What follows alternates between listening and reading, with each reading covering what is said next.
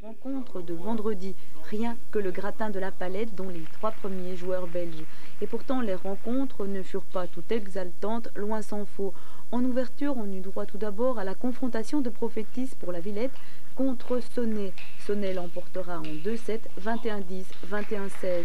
Tandis que Jianguo bat assez facilement le deuxième joueur belge Cabrera de l'ETT Centre.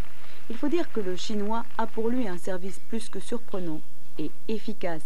C'est donc un partout quand les frères Sèvres entrent dans l'arène. Bonne prestation, mais rien de vraiment palpitant, et une victoire de Jean-Michel Sèvres contre Closet et de Philippe Sèvres contre Nord. Nous voilà à 3-1 pour la Villette, mais le TT Centre va revenir à 3-2 grâce à la victoire de Cabrera contre Des Prophétis. Il faut dire que Remo de Prophétis, le Carolo, pêche une fois encore par sa principale faiblesse, un petit moral qui l'amène à vite se décourager. Pour le public, l'un des grands matchs de la soirée, ce sera sans doute cet affrontement Jianguo-Sonnet. Ici, pas de doute, on a vibré. Et quel suspense, il faudra monter jusqu'à 24-22 dans le premier set pour que Jianguo, le tenace chinois, l'emporte.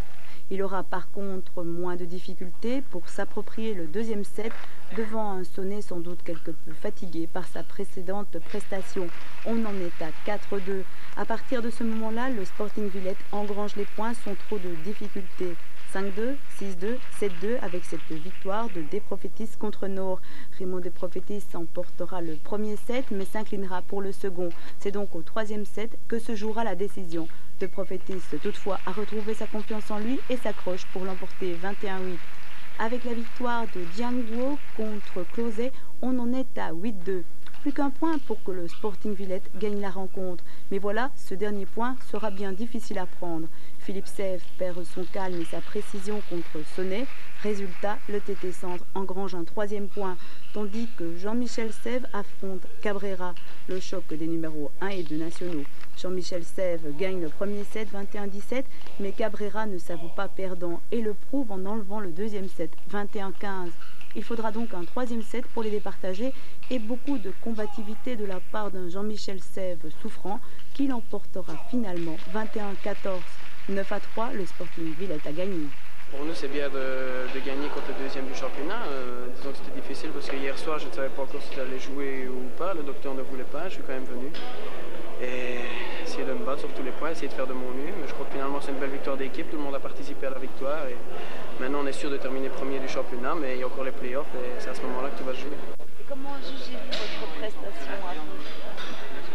Je préfère ne pas en parler, elle est plutôt exécrable, mais tout à fait compréhensible, sachant que nous sortons d'une semaine de stage avec des internationaux anglais, hollandais et nouveau-zélandais, et qu'aujourd'hui, à 1h de l'après-midi, nous étions encore à l'entraînement, que nous sommes au régime de 6 ou 7 heures d'entraînement par jour depuis lundi, donc il ne fallait pas s'attendre à une grande prestation de ma part et de la part des autres ce soir.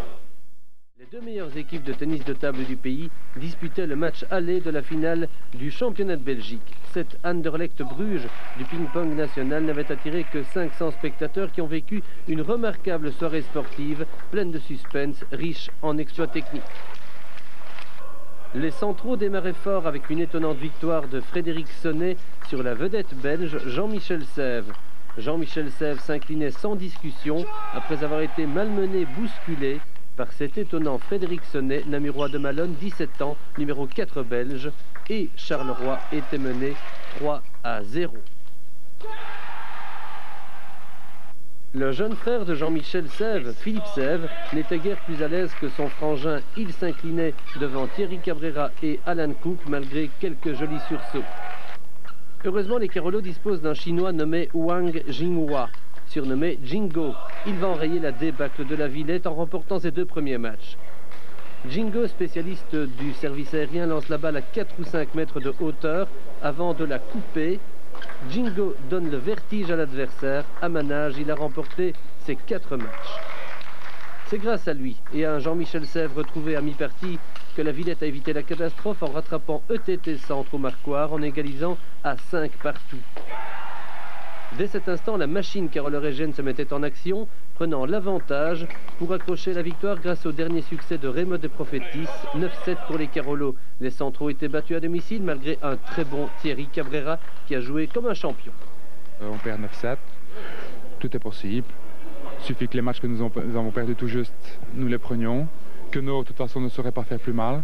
Donc tout est possible. Je pense que si on avait perdu 9-4, 9-5, à ce moment-là, nous n'avions plus aucune chance. Mais 9-7, le match est à jouer. En gagnant à Manage, Villette-Charleroi a fait un grand pas vers le titre de champion. Final retour mardi prochain à la Garenne de Charleroi. On attend 3000 spectateurs. On espère un nouveau grand spectacle. Les données étaient simples. Les Carolos devaient remporter 7 matchs sur les 16 pour empocher le titre de champion. Devant une salle à nouveau comble, la tension et l'indécision s'intensifiaient encore lors des 2 premières rencontres. Jean-Michel Sèvres et Thierry Cabrera s'opposaient pour la 3e fois en 10 jours. Dans une partie parfois un peu décousue, Sèvres ne semblait pas toujours dominer son sujet.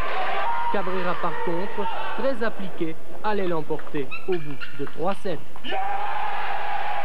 Sur l'autre table, Jingo Wang et l'anglais Cook se livraient un duel de qualité vraiment supérieure où les 2 joueurs prenaient résolument l'option offensive dès que possible. Le Chinois de la Villette, avec son service toujours impressionnant, se montrait parfois génial et s'imposait également après avoir été mené 16-19 dans la 3e manche. Les 2 clubs en étaient à une victoire partout. Raymond de Prophétis, ici au service, ne connaissait aucun problème face aux jeunes Closset, talentueux mais trop inexpérimentés. Frédéric Sonnet et Philippe Sèvres, eux, focalisaient toute l'attention du public.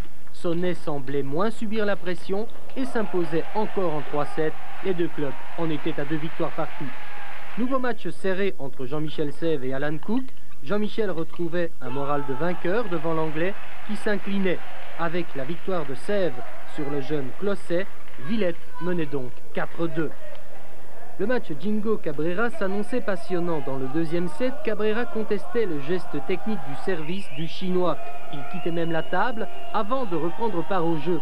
L'ambiance était détestable, mais le niveau technique n'avait pas baissé pour autant, tant Jingo était dans un jour faste. Cabrera résistait bien et parvenait à égaliser un set partout, mais finalement, le Chinois imposait sa rapidité. La Villette menait 5-2 et tout allait très vite. Victoire facile ensuite de Sèvres sur Closset, victoire ici de De Prophétis sur Sonnet. Les chiffres passaient à 7-2, le centre jetait l'éponge.